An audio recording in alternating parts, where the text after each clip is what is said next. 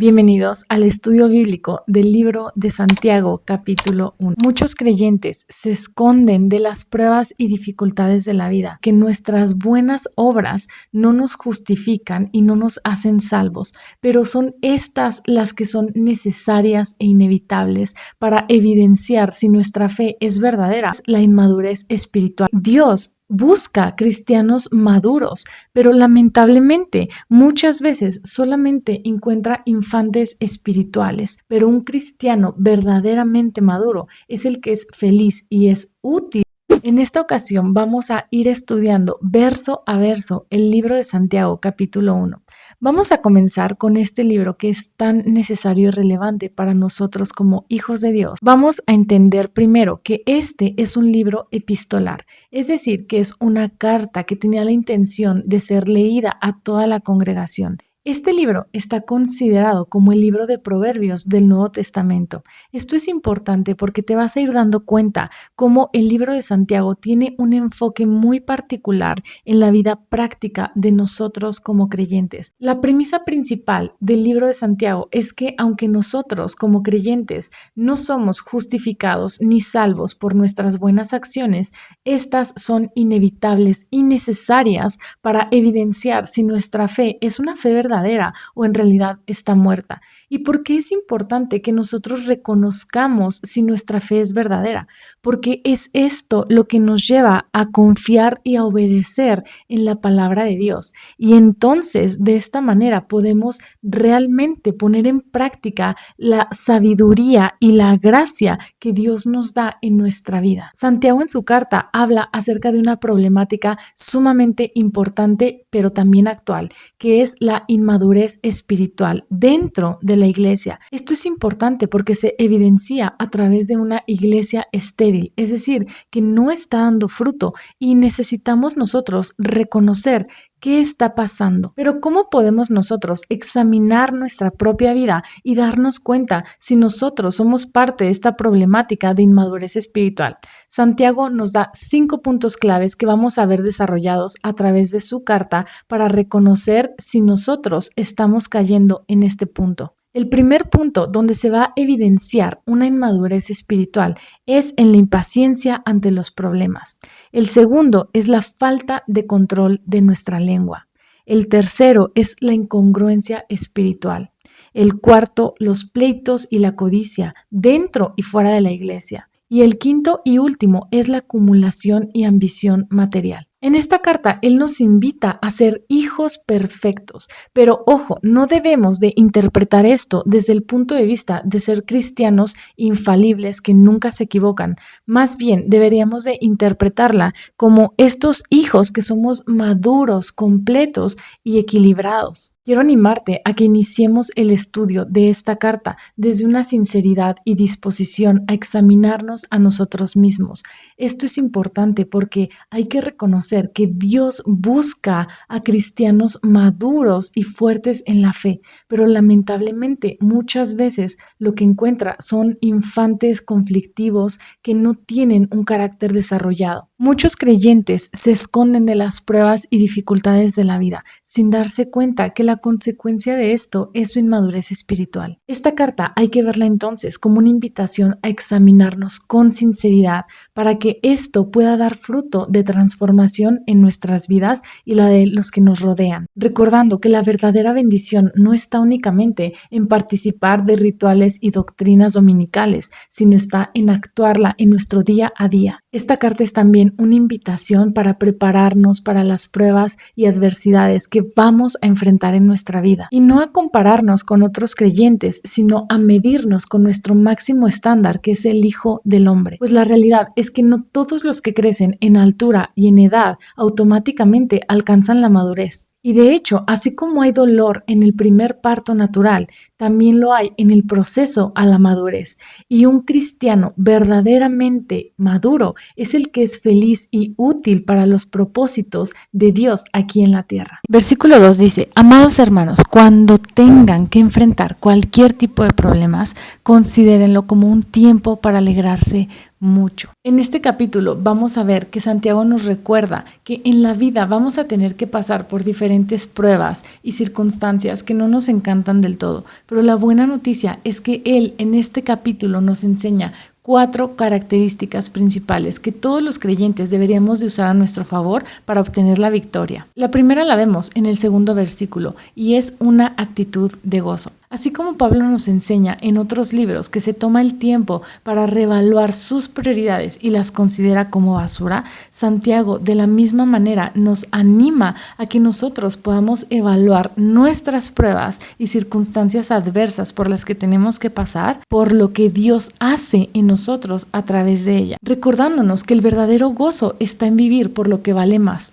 Así como podemos aprender de Jesús, nuestro estándar máximo, que pudo soportar la máxima prueba, ya que tenía el gozo puesto delante de él. Las pruebas solamente tienen el poder de movernos el piso en donde estamos parados si nosotros valoramos mucho más la comodidad que la madurez y el carácter que podemos desarrollar a través de ellas. Pues si solo tenemos nuestra mirada puesta en el presente, las pruebas, en lugar de mejorarnos, solamente van a amargarnos. Por eso es tan importante que aprendamos a verlas a través de los ojos de la fe, recordando lo que dice Santiago, que para terminar una prueba con gozo hay que comenzarla con gozo. El segundo punto clave que Santiago nos da para lograr la victoria sobre las pruebas es una mente sabia. El secreto de todos los creyentes para verdaderamente sacar provecho a las pruebas que tenemos que enfrentar es recordarnos que mientras Dios nos prueba para mejorarnos, Satanás nos tienta para descalificarnos. Así como la muestra de un mineral como el oro no vale nada hasta que un examen de laboratorio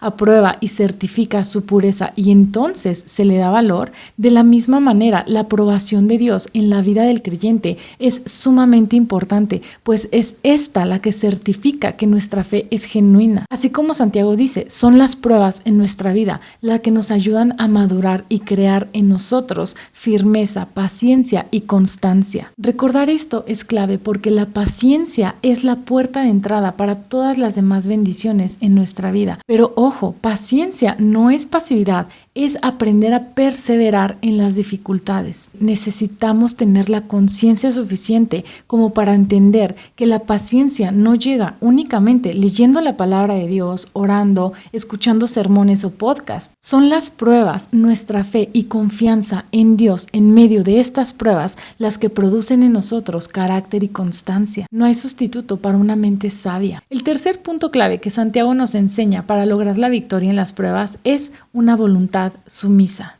Para lograr la victoria en las pruebas, Pablo también nos enseña en Efesios capítulo 2, versículos 8 al 10, que hay 3 partes fundamentales de la vida de todo cristiano que nos van a acercar a esta victoria. El primer punto es lo que Dios hace por nosotros.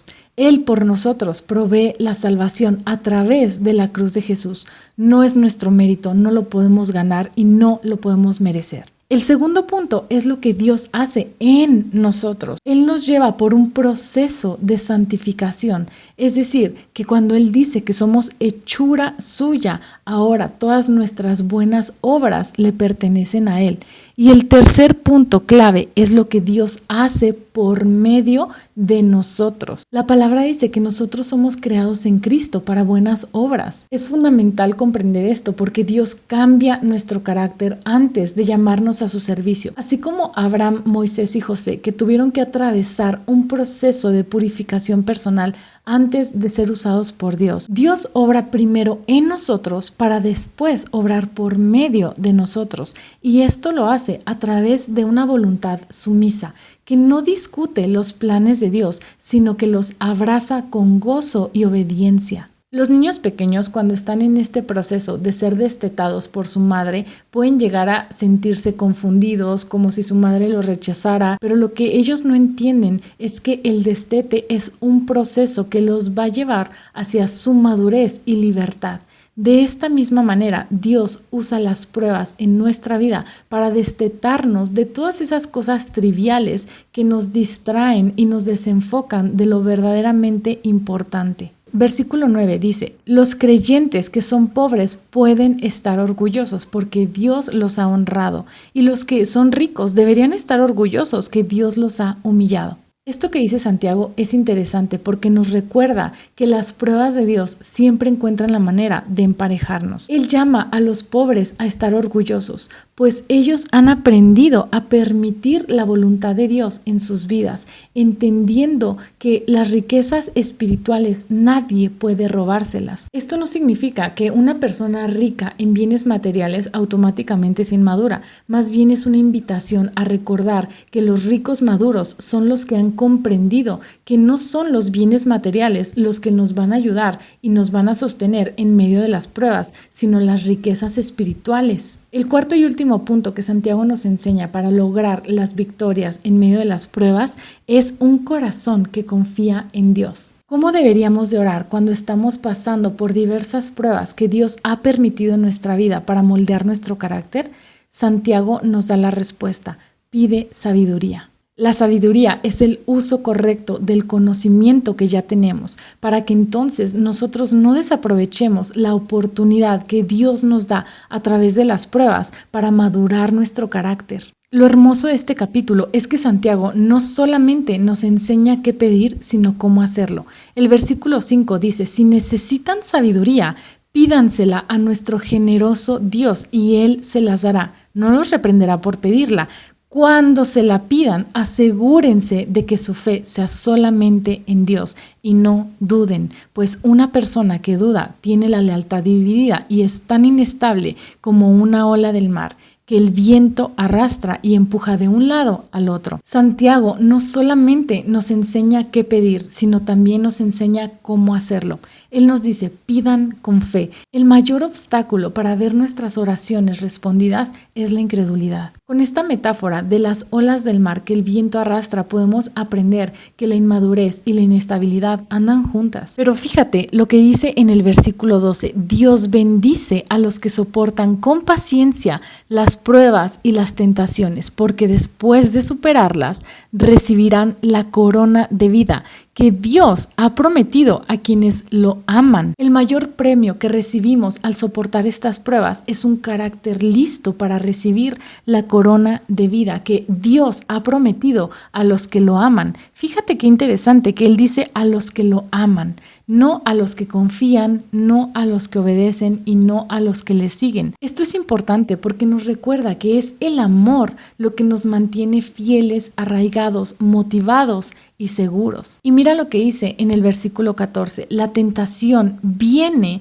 de nuestros propios deseos, los cuales nos seducen y nos arrastran como a las olas del mar. Santiago nos enseña que las pruebas son externas, pero las tentaciones son internas. ¿Pero qué son las tentaciones? Cuando nos vemos atrapados en momentos de adversidad en la vida, podemos llegar a caer en el gran error de quejarnos contra Dios, de dudar de su gran amor por nosotros y de rechazar seguir su voluntad. Es entonces cuando Satanás aprovecha para presentarnos una oportunidad para evadir esas situaciones difíciles. Esa oportunidad se llama tentación. La tentación es una oportunidad de hacer algo bueno de una manera equivocada. Podemos tomar el ejemplo de un estudiante que aprovecha la oportunidad de aprobar un examen muy importante y determinante para su futuro, pero lo hace haciendo trampa. Evidentemente, Dios no quiere que cedamos ante la tentación, pero tampoco va a hacerla a un lado. Muchos viven en el error creyendo de que el pecado es un momento, pero la Biblia nos enseña que el pecado es un proceso. En Génesis aprendemos cómo este proceso comienza con el deseo. Santiago lo llama concupiscencias, pero esto no se refiere únicamente a un deseo sensual de la carne. Esta palabra más bien abarca todos los deseos inmoderados que hay en nuestro corazón. El deseo es la búsqueda de satisfacciones personales fuera de la voluntad de Dios. El segundo paso hacia el pecado es el engaño, que nos presenta estos deseos mucho más atractivos de lo que en realidad son. Nos atrae hacia esa trampa y nos seduce a través de nuestros deseos, pero esconde las consecuencias. El tercer paso hacia el pecado es la desobediencia, a través de una voluntad rebelde que aprueba y actúa conforme a esas seducciones, como niños que se dejan llevar por sus emociones y no como adultos maduros que se mantienen firmes por su voluntad y convicciones. El último paso de este proceso es la muerte. Romanos 6 nos enseña que la paga del pecado es la muerte, pero podemos ver el corazón de Dios en Ezequiel capítulo 18, que nos dice que este no es el deseo de Dios para ninguno de nosotros. Es vital para evitar caer en los pecados saber, conocer y haber experimentado la bondad de Dios en nuestras vidas. Esto nos lleva a recordarnos que no necesitamos de ninguna otra persona fuera de la persona de Cristo para solventar nuestras necesidades y deseos más profundos. Es mejor tener hambre dentro de la voluntad de Dios que estar saciados y estar fuera de ella. El versículo 16 dice, así que no se dejen engañar. Todo lo que es bueno y perfecto es un regalo que desciende a nosotros de parte de Dios, nuestro Padre. Aunque al momento de estar atravesando por pruebas no lo parezca, lo que Dios nos da es bueno y perfecto, pero no solamente lo que Él nos da, sino también cómo nos lo da. Santiago dice que todo lo bueno y perfecto es un regalo que desciende. Esto significa que es algo que activamente está sucediendo en nuestra vida, aunque no podamos notarlo. Todo lo bueno y perfecto sigue llegando a nuestra vida. Es constante, independientemente de nuestras circunstancias actuales. Por último, en este capítulo, Santiago nos enseña que la verdadera religión resulta de una correcta relación con Dios y su palabra. Pero ¿cómo logramos relacionarnos adecuadamente con Dios y su palabra? Como hijos de Dios tenemos 3 responsabilidades principales con la palabra de Dios. La primera es recibirla. Jesús en Mateo capítulo 13 nos enseña a través de la parábola del sembrador acerca de la semilla y el corazón humano y cómo la prueba definitiva de nuestra salvación es el fruto, que se ve reflejado a través de diferentes dones que Dios ha decidido dar a cada uno de nosotros. Y Santiago nos enseña que para recibirla adecuadamente y que podamos ser esa tierra fértil, hay 3 actitudes principales que deberíamos de tener. La primera es ser prontos para oír, es decir, estar listos para oír y recibir lo que Dios nos quiere hablar y enseñar. La segunda es siendo tardos para hablar. Proverbios nos enseña que hablar demasiado conduce al pecado.